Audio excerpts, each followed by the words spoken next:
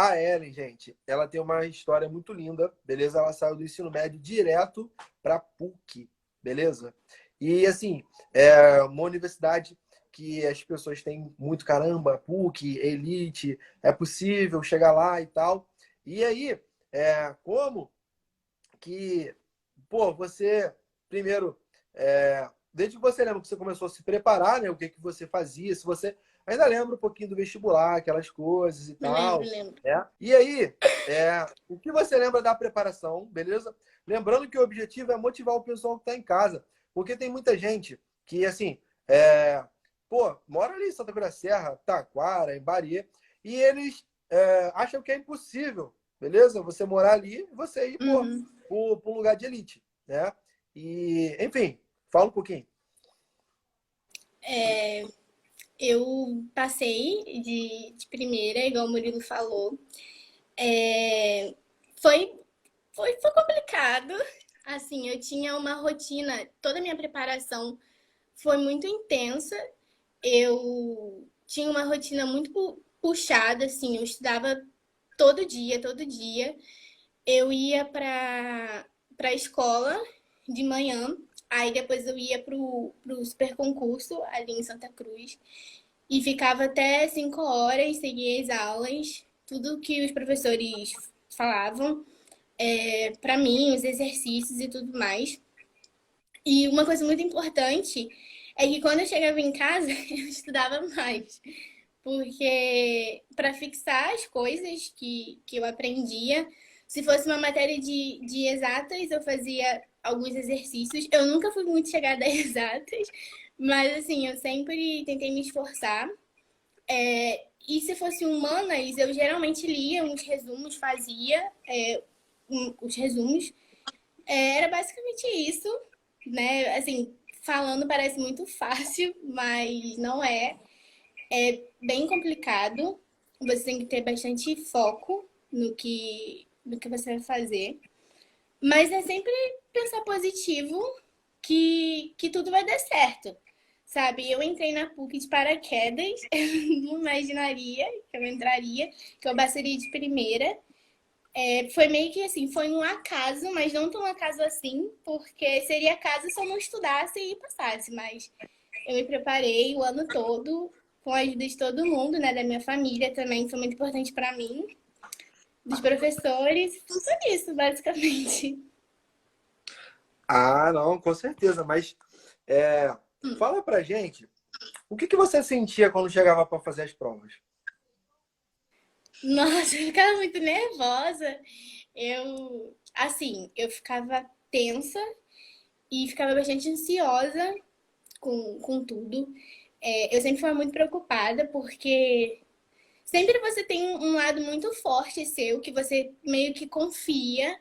Então, nas áreas de humanas, eu ficava muito confortável, né? Mas em exatas, eu ficava um pouco assim, eu ficava um pouco com medo, porque eu sabia que podia me prejudicar. Mesmo estudando, eu sabia que eu não era tão boa quanto em humanas. Então, isso me deixava muito nervosa. E o que me deixava mais apreensiva também era a duração do tempo da prova. Mesmo assim, a UERJ, que, por exemplo, eu fiz a primeira fase, né? Eu fiz.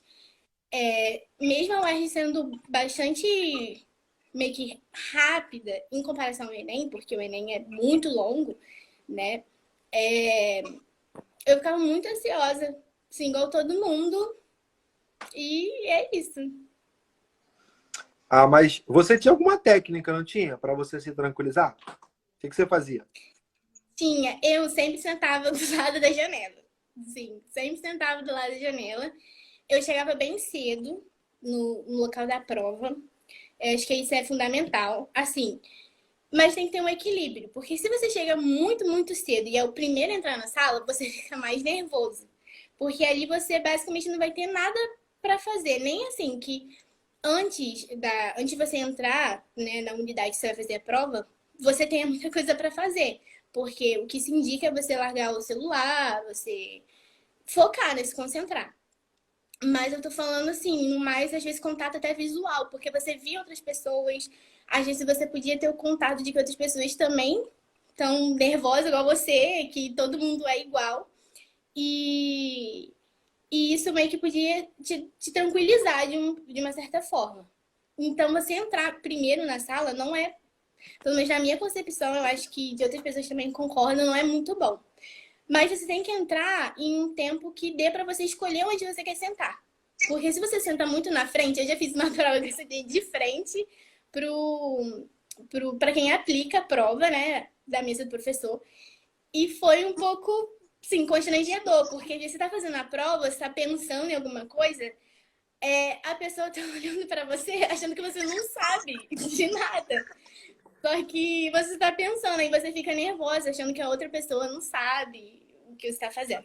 Então, eu sempre sentava do lado da janela, porque eu gostava muito de ver a vista, tipo, independente. Se é uma vista bonita, igual a da PUC, que é linda, né? Minha faculdade é linda. Mas, até, tipo, quando eu fui fazer o Enem em Nova Campinas, uma dica pra mim era isso, sentar do lado da janela. No Enem, você sentou na janela para ver a vista de Nova Campinas, é isso mesmo? Sim. Foi. Foi, pra mim, eu não sei, era legal. E Pra deu mim, assim, certo, né? Tá bom, show de deu bola. certo. E assim, na prova, beleza, chegou, procura sentar na frente, perto da janela, não muito de frente para o avaliador, né, para não ter Sim, sim. problema. O que você fazia primeiro na prova? Na prova, Quando você pega a prova, o que você fazia primeiro? assim, no Enem, em particular, eu fiz primeiro linguagens, porque eu me sentia mais confortável de fazer. E eu meio que tava com um pique a mais de ler as questões, sabe? De entender, de gastar um tempo ali. E porque eu também sempre penso assim, que se você é bom em alguma coisa, automaticamente eu me estresso com uma coisa que eu não sou boa. Sim, você fica nervosa. Imagina, você vê uma conta gigante na sua frente, você não sabe resolver muito bem.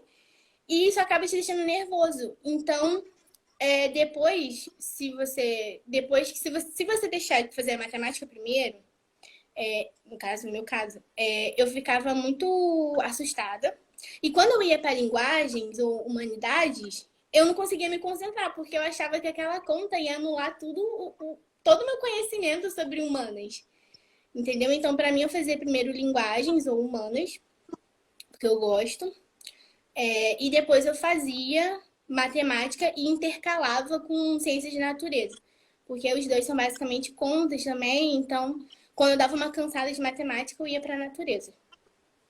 Era basicamente isso. Tá.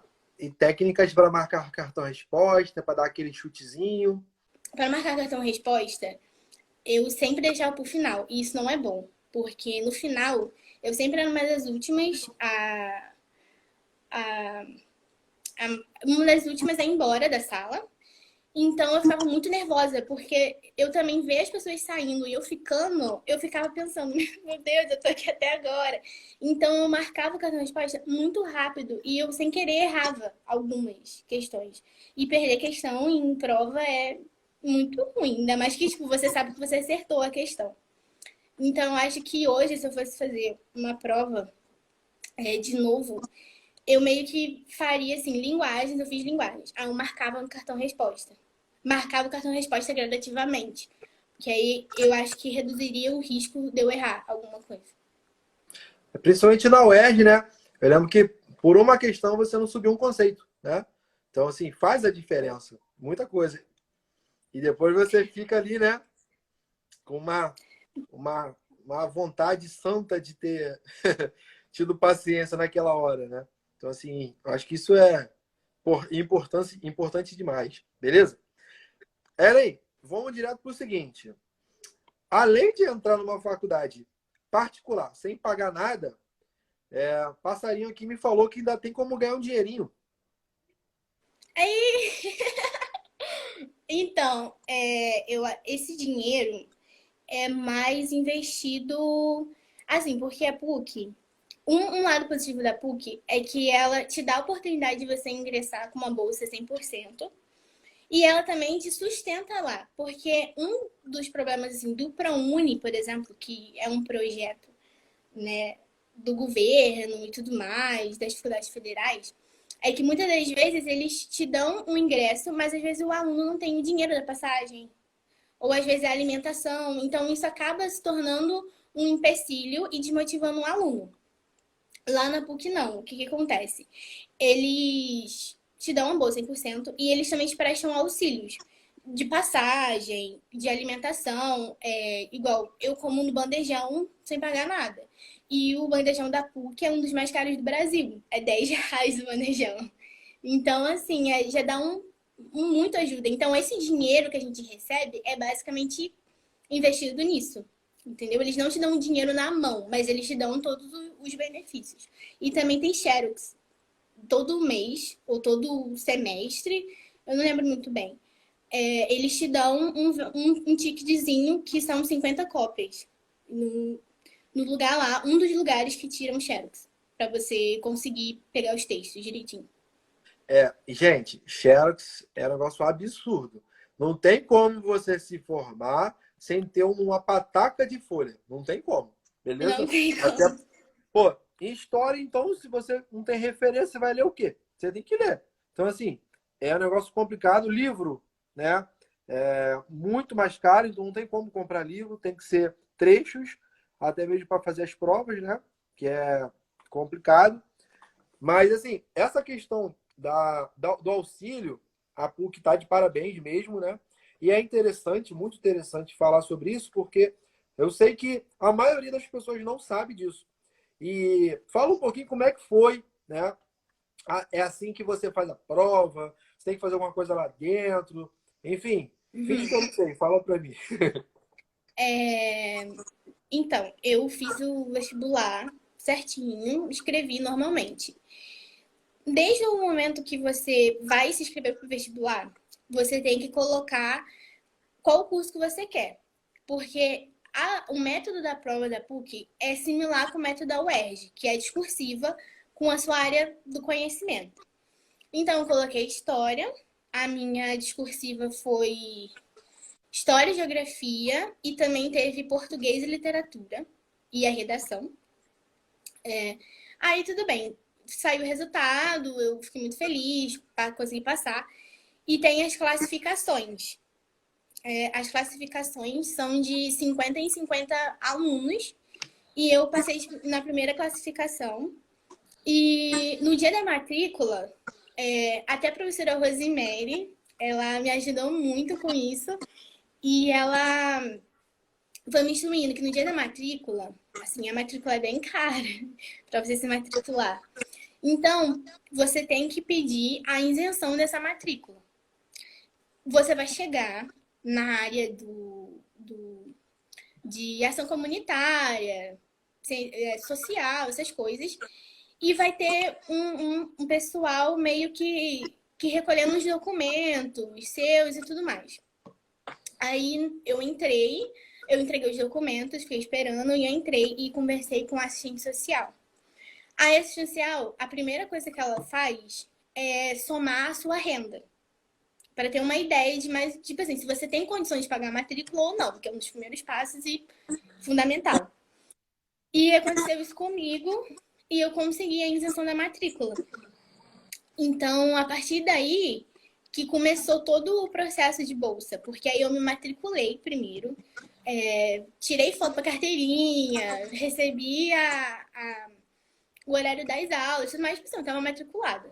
Só que depois dali veio a semana que era para você ir lá entregar, entrar efetivamente com o processo de bolsa, que era para você entregar o resto dos documentos. Aí a assistente social faz, no meu caso foi outra assistente social, ela faz uma pergunta, várias perguntas e uma análise mais profunda da sua vida, sabe?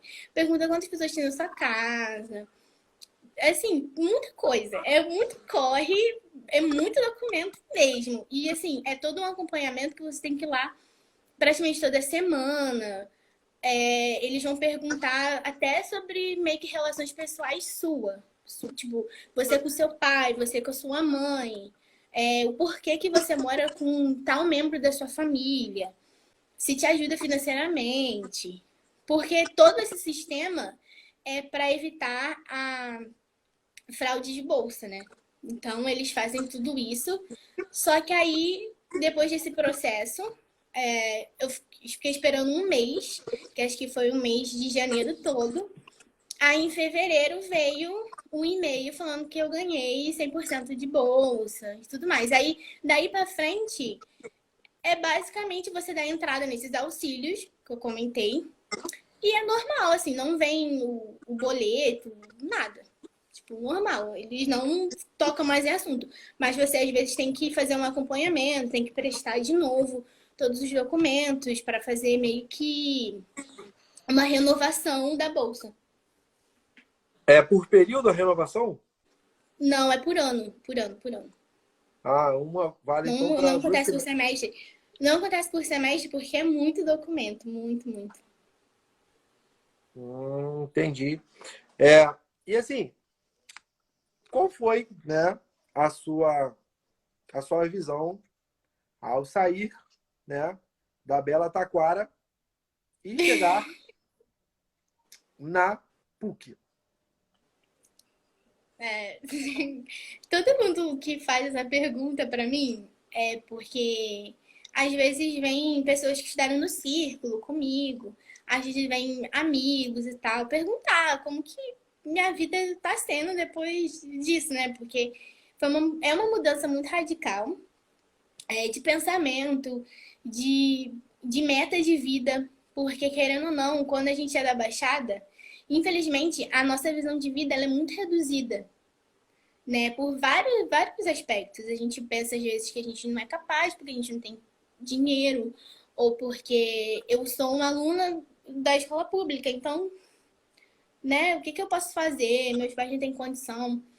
E você vê muitas coisas ao seu redor que faz com que você se acostume. Querendo ou não, assim, não é culpa de quem é acostumado. É uma coisa que já vai entrando na sua cabeça sem você perceber. Então, quando eu fui para quando eu pisei pela primeira vez lá, eu senti que assim, que o mundo era muito maior do que eu imaginava, que eu podia fazer muito mais coisa do que eu já fazia, sabe? Que, que as pessoas eram diferentes, que existia assim, por exemplo, uma desigualdade econômica muito grande. Então, assim, foi meio que um boom na minha cabeça. Eu fiquei pensando muito, sabe? E não foi fácil a minha adaptação, porque no início ficava muito triste, sabe? Porque eu sempre fui uma pessoa de refletir muito sobre as coisas, de pensar muito. Então eu ficava pensando sobre como que algumas pessoas tinham tão pouco e outras pessoas tinham muita coisa. Então isso foi muito impactante para mim. Às vezes acho que até muito mais sobre a matéria, sobre o curso em si, mas sobre a experiência que você tem. Foi basicamente isso que eu senti, sabe? Foi um medo também, foi um medo de tudo, porque é um mundo novo, né? Não, imagina assim, você chega lá, assim, o pessoal assim, da alta elite, né? E ainda mais o curso de história, porque o pessoal que faz história, né, tem uma opinião, já vai com um pensamento formado, e aí vai olhar para o lado e vai ver você, e vai falar assim, você é da onde? Eu sou do Leblon, sou de Copacabana, eu sou da, sei lá, da Urca. Você é da onde? Aí você, eu sou de Caxias, sou da Taquara. É. Tipo isso. Com certeza. Assim, eu acho que no curso de história, não é tão assim, tipo assim, no curso, né? Porque na faculdade toda é assim. Porque a maioria das pessoas também são bolsistas. Então, a gente vê o corre de cada um todo dia. A gente vê que cada um rala. Eu tenho amigo também de Caxias, eu tenho amigo eu tenho uma amiga do Complexo, tenho amiga de Realengo. Então, assim, tem amigos espalhados pelo Rio de Janeiro todo. E que vão pra PUC também. E que ralam junto também. Que são bolsistas também. Mas, assim, numa visão geral, é muito complicado. Porque É isso mesmo, a pessoa perguntou onde você mora, você não sabe nem explicar, porque não é nem Caxias Centro, é um lugar pequeno de Caxias, né? É o interior, então é um pouco desconcertante essa situação, assim. Entendi, entendi. Mas assim, o bom é que quando você abre a sua boca para falar em qualquer lugar que você é da PUC, as portas se escancaram, né? E eu queria que você falasse um pouquinho como é que foi a sua aceitação perante a sociedade depois dos lugares que você falou, né? Porque eu tenho certeza que já abre algumas linhas de pensamento e algumas linhas de trabalho, né? Porque afinal a gente é na Baixada com muito orgulho, a gente quer trabalhar. Então, quais são as linhas de trabalho que você acha interessante e que, pô, abriram portas para você? Então, eu entrei assim, uma das primeiras matérias que teve no curso de História foi uma matéria que meio que mostrava aonde a história atuava. Sim, porque a gente sempre tem a ideia que, assim, quero fazer história, quero fazer história, então, tipo, vou ser professora. Porque ser historiador é um pouco complicado, você tem que seguir uma linha de pesquisa, você tem que, assim, ter um financiamento também e tudo mais. Só que aí, eu também pensava dessa maneira. Só que aí, nessa matéria, abriu muito meus olhos, porque com a história você pode trabalhar ajudando, por exemplo, alguém tá, um produtor tá escrevendo um filme histórico, né? Aí ele precisa que uma historiadora ou um historiador fique lá com ele para ver se, ó, esse fato é verídico ou não. Então, é bastante importante e tem essa vaga, né, de emprego, que continua sendo muito específico, mas é mais um ramo, mas também na linha de produção de pesquisa, que é bastante importante, né, para o nosso país, para a nossa formação de identidade e tudo mais. Então, também passei a ver com outros olhos, assim, mas também é um ramo muito complicado. Mas, particularmente para mim, se abriu uma coisa que eu sempre gostei de moda, sempre gostei de design de moda, era o meu sonho desde pequena fazer. Só que eu sempre estava em uma questão, porque eu não sei desenhar, eu queria ficar um pouco com a parte teórica. Até que eu estava pesquisando e eu vi umas linhas de pesquisa de história da moda, que pesquisa sobre como a moda traz um impacto na sociedade, do consumismo até como que a moda caracteriza as pessoas, porque sempre quando você vê uma pessoa pelo modo que ela está vestida, você tira umas conclusões sobre o status social, econômico, político até mesmo. Então, meio que isso me abriu muito e é um dos meus interesses. E também como não só professora de escola e tal, mas como professora de universidade, de se especializar mais, dar aula em faculdade, porque a faculdade é um mundo muito diferente do ensino, né? Do ensino médio, do fundamental. É muito mais complexo. E é muito mais interessante também, porque os assuntos são muito mais provocativos para você conhecer. Então, tipo, para mim foi esses caminhos que eu descobri de novo, assim, da história. Tá? Teremos aí uma professora, Sim, professora Ellen, tirando onda.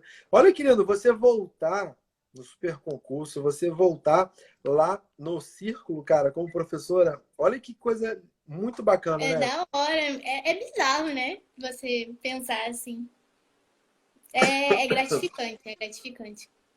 Não, é interessante, porque literalmente a gente vê como a vida é efêmera e como a gente não é nada. Porque uma hora você está sentado como aluno, outra hora você está dando aula, né? Sim. Inclusive, tem alguém que você tem que mandar um abraço, hein, de história aí, do super concurso, hein? E o Daniel! O É, Daniel, nossa, ele é brabíssimo.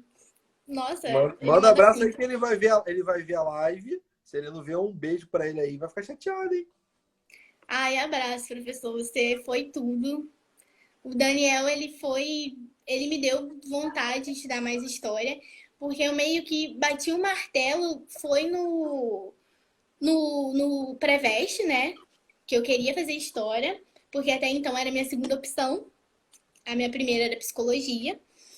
E o Daniel me inspirou muito da maneira da didática que ele dava aula. Tipo, da maneira que até que ele escrevia no quadro, da maneira que ele explicava. Ó, aí foi mandar um abraço pro Daniel, a Fernanda tá reclamando aqui também, tem que mandar um pra ela. Ai, um beijo pra Fernanda também. Deusa da matemática aí. Eu não entendia muito, mas eu não entendia porque era realmente da minha cabeça. Mas ela mandava muito também na aula. Amava. Tá vendo, Fernanda? Mandou um beijo pra você. E ficou feliz agora, tá vendo? Porque senão você fica aí fazendo live e os alunos têm que mandar beijo pra mim. É, tá vendo? Bom, gente, mas você que tá aqui comigo até agora, cara, ou você que vai ver essa live depois, porque a gente tá aqui conhecendo um pouquinho da mente, um pouquinho do coraçãozinho da Ellie, que tá dando, assim, uma chuva de informações e de incentivo para você, cara. Eu queria, Ellie, que você deixasse sua mensagem pro pessoal que tá estudando, beleza? E que tá agora com a situação do Covid, né? Porque o pessoal tá em Uhum. casa, tá só, né, agora nessa questão da plataforma, vendo vídeo, estudando apostila, mas tem muita gente que tá chateada, tem muita gente que tá, porra, em casa, mas sem perspectiva de futuro, sem perspectiva do que vai fazer. Você fez várias provas, você não fez só a prova da PUC, fez Enem, fez OERJ. O que você daria de ideia para o cara que está em casa e vai fazer prova esse ano? Assim, eu acho que o primeiro e o fundamental, na minha concepção, é você manter o seu emocional tranquilo, você ficar focado nisso e você não se comparar com outras pessoas, porque pelo menos quando eu era para vestibulana também, eu estudava muito, eu também estudava em casa, óbvio que não se compara a situação que a gente está vendo hoje com você estudar em casa porque você quer, ou porque você precisa. Porque a situação de hoje, ela não abala só a vontade de você estudar ou não, mas abala muito a sua cabeça e a sua saúde. Então, é você não se cobrar tanto assim, porque, por exemplo, às vezes a gente pensa, eu não. Eu mesmo na faculdade, porque eu não tô estudando tanto assim, ou porque eu poderia estar produzindo mais conhecimento, eu poderia estar melhorando, às vezes, a matéria que eu não sei tanto assim. Mas não é pra se cobrar tanto, porque eu acho que você também tem que valorizar o seu esforço de você sentar e de você aprender. Ou às vezes, por exemplo, eu tenho um pouco de dificuldade de estudar em casa. Porque às vezes é um barulho, ou às vezes a vontade de sentar e ver uma Netflix em vez de estudar. Então, não se cobrar tanto, mas ao mesmo tempo tentando estudar, sabe? Com as coisas que você tem. E em perspectiva de futuro, eu acho que, não sendo pessimista, mas eu acho muito complicado nesse momento, né? Tudo que está acontecendo, tudo que poderá vir a acontecer. Uma situação muito instável, mas eu acho que a gente tem que manter pelo menos 1% de esperança de que as coisas vão dar certo. Pensar que, por exemplo, você vê exemplos de outras pessoas que conseguiram, isso te dá muita motivação. Igual quando eu estava fazendo pré-vestibular, eu fico esperada até hoje na Débora Ladim. Assim, eu gosto muito, sou muito fã dela e tudo mais, então eu me inspirava nela, porque se ela pode, eu também posso, né? Não tendo um discurso assim de meritocracia, que todo mundo consegue as coisas muito fácil e tudo mais. Mas ter um pensamento assim, sabe? Sempre tentando estudar em casa, ver videoaula, que é importante. Mesmo às vezes assim, eu não tô afim de fazer resumo, eu não tô afim de fazer anotação. Mas eu vou deixar a videoaula aqui passando. Porque às vezes pode ter alguma coisa que vai te chamar a atenção e você vai ficar preso ali, pelo menos eu, sabe? Às vezes eu tô na Netflix e eu falo, vou ver um documentário. Aí eu deixo o documentário e às vezes eu fico, nossa, o documentário é legal. Aí me prende a atenção. Eu acho que é basicamente isso, ter foco, ter paciência e continuar, porque a vida não é fácil. Mas você fazia resumos? Você usava resumo? Você usava o que mais de leitura? O que você fazia mais? Eu sempre fui contra fazer resumo enorme, que não é um resumo. É, porque não tem graça, né? O resumo tem que ser um mapa mental. Tem que ser pequeno. É porque eu via muitas pessoas até que estudavam comigo fazendo resumos. E era resumos tipo, de uma página frente e verso. Sobre um assunto, por exemplo, de história, sei lá, Guerra do Paraguai. E Isso eu é ficava cópia. assim, da minha cabeça, para mim, não funcionava. Porque, por exemplo, você tá estudando no início do ano, né? Aí você faz um resumão, porque a gente sempre tá no pique no início do ano. Faz um resumão, só que você tem que pensar que o resumo vai ser o quê? Quando chegar lá na frente, você vai pegar a folha de novo, você tem que entender aquilo que você escreveu, independente do tempo, né? Você tem que minimizar ao máximo as informações, por isso que eu sempre coloco em tópicos os assuntos, que me dão um gatilho mental para eu lembrar daquilo. Por exemplo, os meus resumos hoje da faculdade são maiores porque são textos maçantes e maiores. Mas às vezes, na primeira linha, eu já coloco, por exemplo, uma definição de alguma coisa. E aquilo, quando eu vejo, já me dá parece que liga um botão na minha cabeça que eu lembro da matéria toda. Então, assim, para mim, é melhor você fazer tópicos do que fazer um resumão mesmo. Porque às vezes o resumo fica muito grande. E você usa formas diferentes para diferentes textos? Ou, tipo assim, não, é tudo igual? Você lê um texto de história, você faz um resumo de uma forma, um texto de biologia, você resume de outra forma. Ah, sim, sim, sim, eu faço. Biologia, deixa eu me lembrar. Biologia era mais ou menos, porque com biologia tem muito pequeno detalhe, ainda mais em questão tipo histologia, coisas de. Eu não sei nada de biologia, mas coisas de sistema, essas coisas. Tem muito pequeno detalhe que às vezes você tem que lembrar. Então eu usava desenho e tentava, assim, ao máximo colocar as informações cruciais. E eu entendia que o meu resumo de biologia ia ser muito maior do que o dos outros, porque história e geografia eu tinha meio que uma facilidade e biologia nem tanto. E biologia era muito minimalista. Então eu usava desenho, eu fazia várias setas no caderno, a seta ia para cima, a seta ia para baixo e puxava, fazia, às vezes virava folha e fazia aqueles mapas de. Eu nem sei mais, porque é muito tempo que eu não faço. Mas era como uns mapas mentais do assunto. Eu inventava de tudo, via tudo na internet. Não, perfeito, entendi.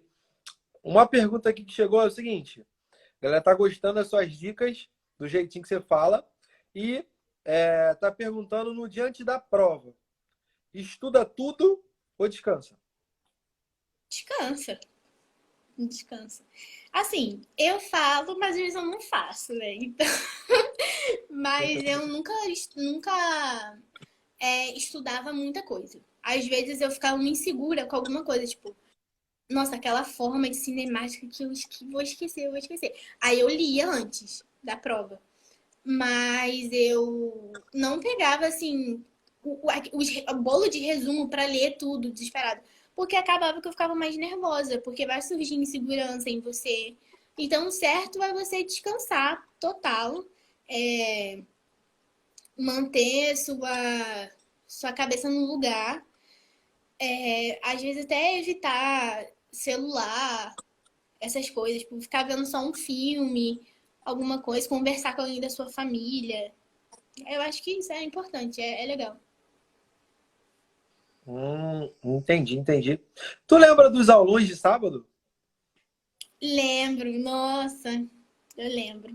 Eu fui em Ajudava vários. mesmo? Ajudava você ficar um dia inteiro tendo o resumo das matérias? Ajudava. Porque foi meio que um exercício de repetição, mais ou menos, para mim. Porque às vezes eu estudava durante a semana o assunto do aulão. Aí chegava no aulão, eu meio que, tipo, já meio que sabia as coisas. Só que aí tinha toda a repetição, até às vezes de matemática, por exemplo. Porque de matemática eu achava meio chato, né? Matemática em geral. Passo a passo, da conta e tudo mais. Então eu meio que fixava aquilo na minha cabeça. Porque eu sempre fui muito boa de memória fotográfica. Então ajudava pra mim. Ajudava. Assim, a tua turma muito boa. Eu sempre mando um abraço pra galera lá, porque muita gente passou, muita gente foi aprovada e com méritos próprios, né? Porque a galera realmente caindo pra dentro, o pessoal estudava, não tinha mimimi, historinha. Hoje, eu fico puto com essa galera que fica de mimimi, fica... Meu irmão, porra, a pessoa estuda na escola, a pessoa estuda no curso, chega em casa, estuda, sábado estuda, domingo faz simulado, vai para viradão, vai um monte de coisa maluca e passa na prova. E aí você que não faz porcaria nenhuma, quer passar? Deus não é justo. Deus não é justo, beleza? Você tem que fazer a sua parte. Fazendo a sua parte, você consegue a sua aprovação, beleza? Se você não fizer a sua parte, infelizmente, beleza? Você vai aprender com a vida. E a vida vai ensinar que seleção natural. Os mais capacitados ficarão, né? Quem não é capacitado, quem não tem determinada característica, enfim, chorou, né, negão? Não tem muito... Rodou.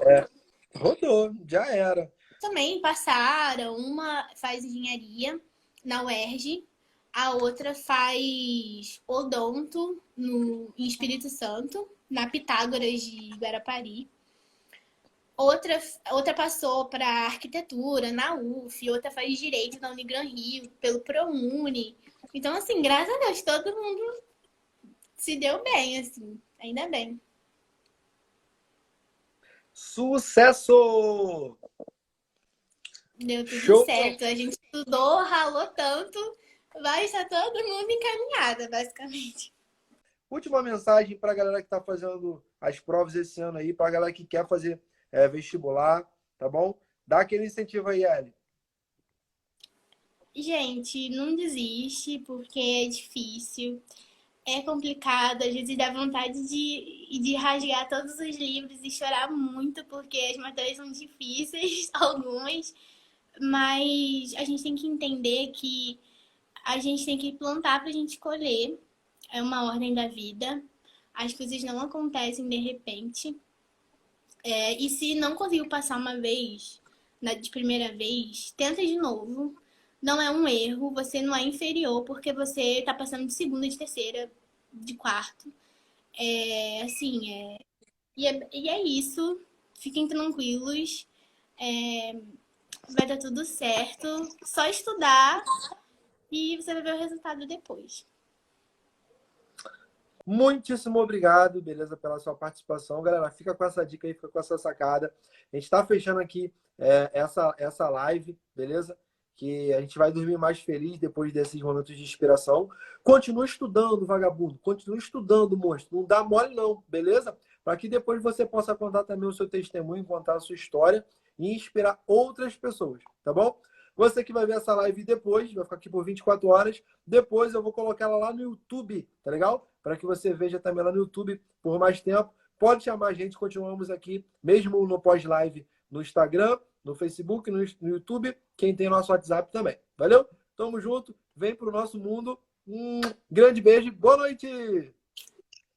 Tchau!